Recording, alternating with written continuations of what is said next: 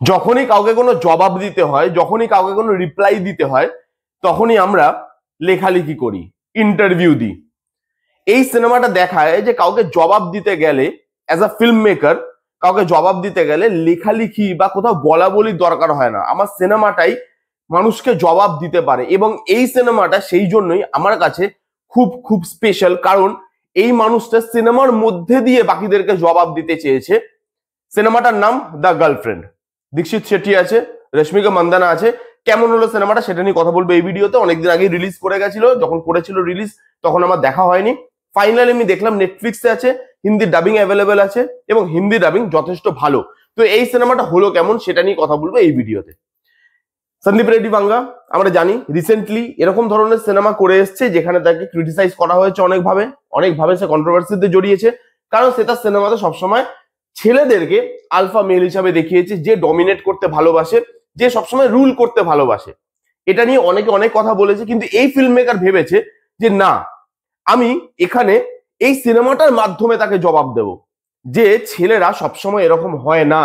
যেভাবে তুমি একটা রিলেশনশিপকে দেখাচ্ছ, যেভাবে তুমি একটা ছেলে আর মেয়েকে তাদের রিলেশনশিপটাকে দেখাচ্ছ, সবসময় সেই জিনিসটা সেরকম ভাবে হয় না। এইখানে এই জিনিসটা নিয়েই এই সিনেমাটা ডিল করে। এখানে গল্পটা কি, গল্পটা দেখানো হচ্ছে রশ্মিকা মান্দানা এবং দীক্ষিত শেট্টি একই কলেজে পড়াশোনা করতে আসে, তাদের মধ্যে দেখা হয়, তাদের মধ্যে ভালোবাসা হয়, তারপর তাদের রিলেশনশিপ একটা টক্সিক জায়গায় চলে যেতে থাকে।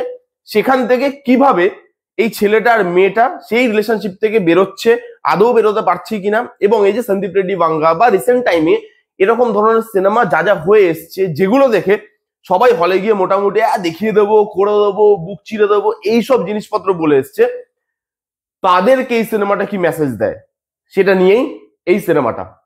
এবার যদি এই সিনেমার পজিটিভ দিক নিয়ে কথা বলি, দেখুন অনেকগুলো পজিটিভ দিক আছে। প্রথমত এই যে মেসেজটা, দেখুন একটা সিনেমা দিয়ে কাউকে জাজ করা উচিত নয় যে কোনো একটা জায়গায় কোনো একটা ছেলেকে খারাপ দেখালো তার মানে সব ছেলে খারাপ, বা কোনো একটা জায়গায় কোনো মেয়েকে খারাপ দেখালো তার মানে সব মেয়ে খারাপ, সেটা কিন্তু নয়। কিন্তু তাছাড়াও এই জিনিসটা আমাদেরকে মাথায় রাখতে হবে যে এরকম ধরনের কিছু মানুষ থাকে যারা রুল করতে ভালোবাসে, যারা মানে যে আমি কারোর সঙ্গে রিলেশনশিপে আছি মানে আমার কথাটাই সবসময় চলবে, আমার কথাটাই প্রায়োরিটিতে থাকবে, আমার কথা মতোই উল্টো দিকের লোকটাকে চলতে হবে।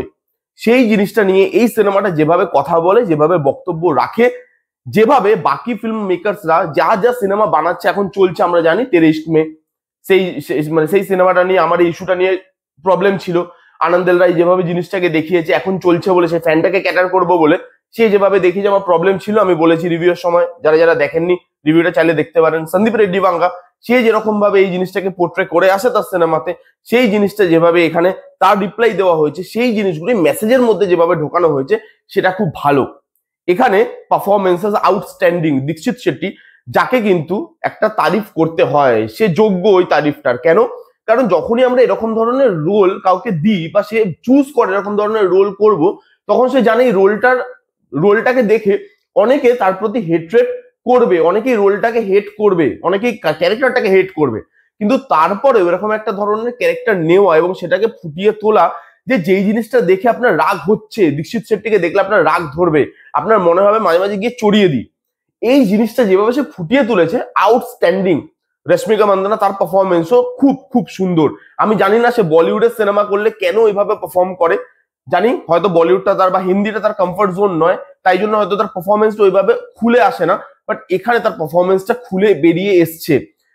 যেইভাবে পারফরমেন্স তাকে আমরা বলিউডের সিনেমায় করতে দেখি, দাঁত চিপে চিপে কথা বলা, অর্ধেক কথা বোঝা যায় না রশ্মিকা মান্দানার, সেই জিনিসটা এখানে নেই। এখানে তিনি আউটস্ট্যান্ডিং পারফরমেন্স দিয়েছে এবং সেই ক্যারেক্টারটা যেভাবে চেঞ্জ হয় ওই চেঞ্জটা দেখা যায়।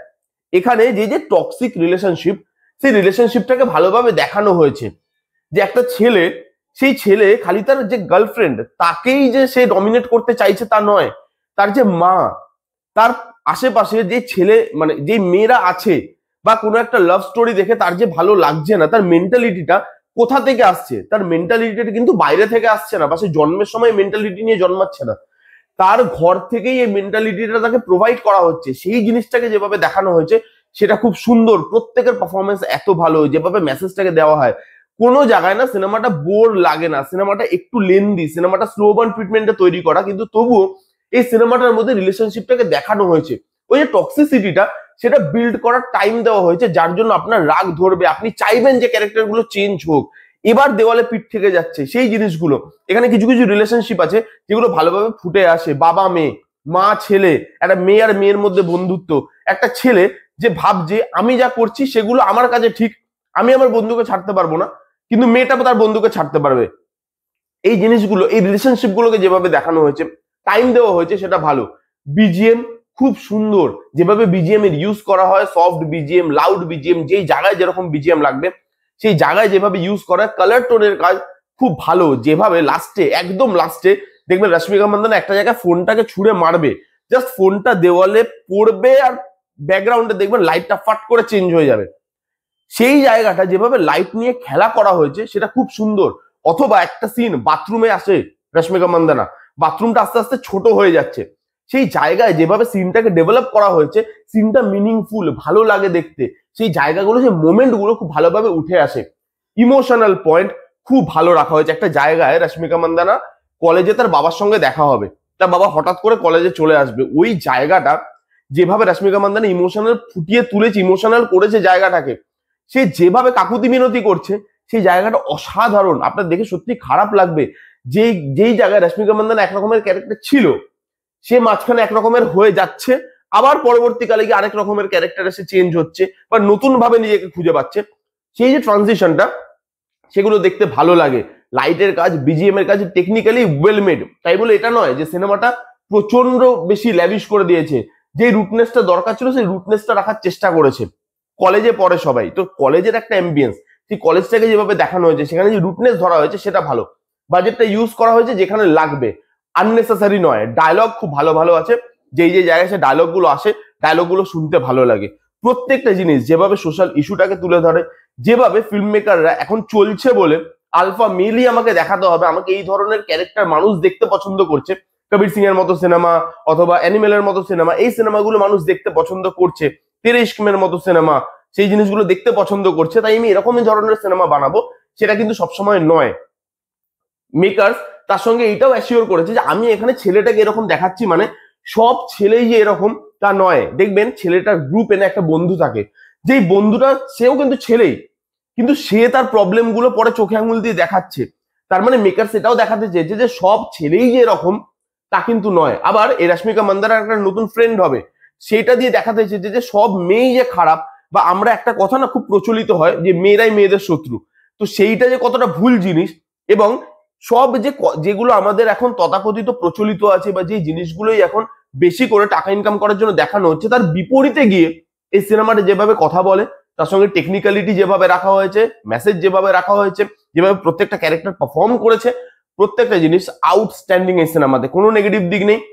প্রত্যেকের এই সিনেমাটা দেখা উচিত, প্রত্যেকে। আপনি এই সিনেমাটা দেখলে বুঝতে পারবেন কি কি করা উচিত, কি কি করা উচিত নয়।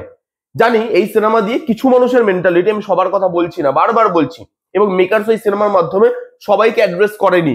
কিছু মানুষ তো এরকম থেকেই যায় সমাজে, যাদের মেন্টালিটি কোনোদিনও চেঞ্জ হয় না। তো তাদের মেন্টালিটি সিনেমার মাধ্যমে যে চেঞ্জ হবে সেটা নয়, তারা যেরকম আছে সেরকমই থাকবে। কিন্তু সেটা দিয়ে যেভাবে সে নিজের বক্তব্যটা রাখার চেষ্টা করেছে মেকার্স, সেই জিনিসটা ভালো। আমার সিনেমাটা দুর্দান্ত একটা সিনেমা লেগেছে। যারা যারা দেখেছেন গার্লফ্রেন্ড বলে সিনেমাটা, জানাবেন আপনাদের কিরকম লেগেছে। যারা যারা দেখেননি, যান গিয়ে দেখুন। কেমন লাগলো রিভিউটা জানাতে ভুলবেন না। ভালো লাগলে please give it a Thums up, like করবেন, কমেন্ট করবেন, শেয়ার করবেন, চ্যানেলটাকে মাস্ট সাবস্ক্রাইব করবেন। দেখা হচ্ছে নেক্সট কোনো ভিডিওতে, ততক্ষণ bye bye, take care and be safe.